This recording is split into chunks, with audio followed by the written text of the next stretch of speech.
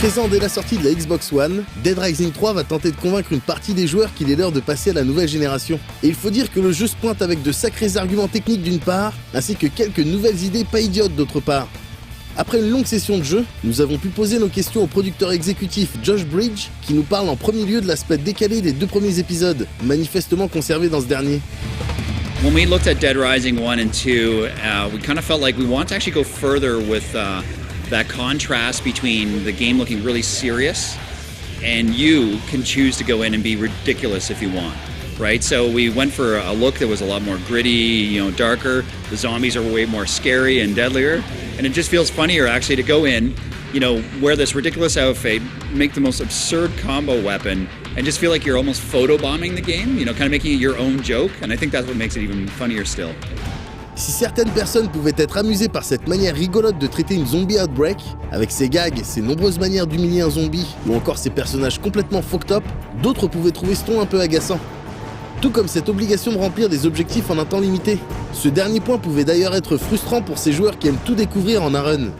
Les équipes de développement semblent avoir tenu compte de ces retours, et de beaucoup d'autres, comme nous l'explique Josh.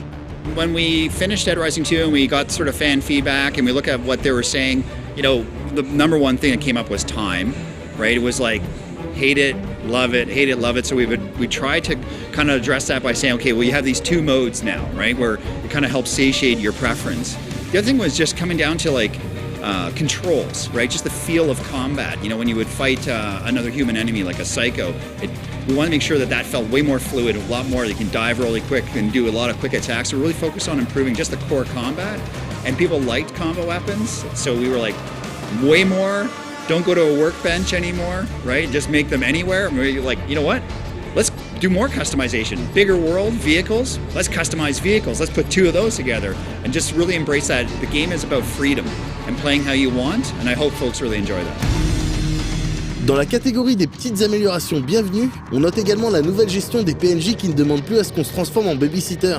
When we looked at survivors and that sort of experience of like, hey, there's other humans that just need to survive, and in past Dead Risings, it was like you had to help them all the time. You had to say, okay, follow me and escort them. And you know what? We don't like babysitting.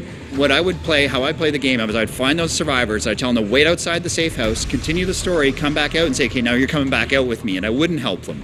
I would take them with me to fight. And so that's what we've embraced, right? You'll find these survivors around the world. If you actually, help them in their dilemma, like their mission, they will join you.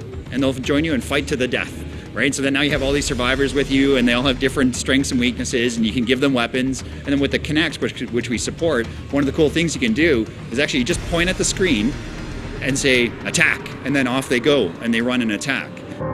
Comme on l'imagine, la puissance de la Xbox One a permis aux équipes de Capcom Vancouver de faire preuve de beaucoup plus d'ambition dans leur développement. We actually simply could not make Dead Rising 3 on a last generation of consoles. We've only been able to achieve this on Xbox One. Its scale is the first thing, right? We want this much bigger world, much richer and incredibly dense and detailed as the series has always been, and all streaming all the time, not hitting a load screen. And that's what we aim for, with more zombies than ever before, more weapons, so it's just bigger than ever before. But with all that extra horsepower and memory, we also can go deeper.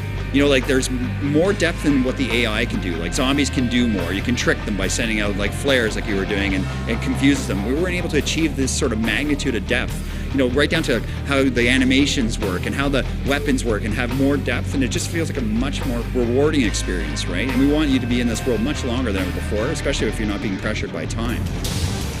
Cette nouvelle machine leur a effectivement permis de proposer beaucoup plus de contenu et d'aller beaucoup plus loin dans le détail. Mais ces nouvelles opportunités s'accompagnent d'un challenge tout aussi massif.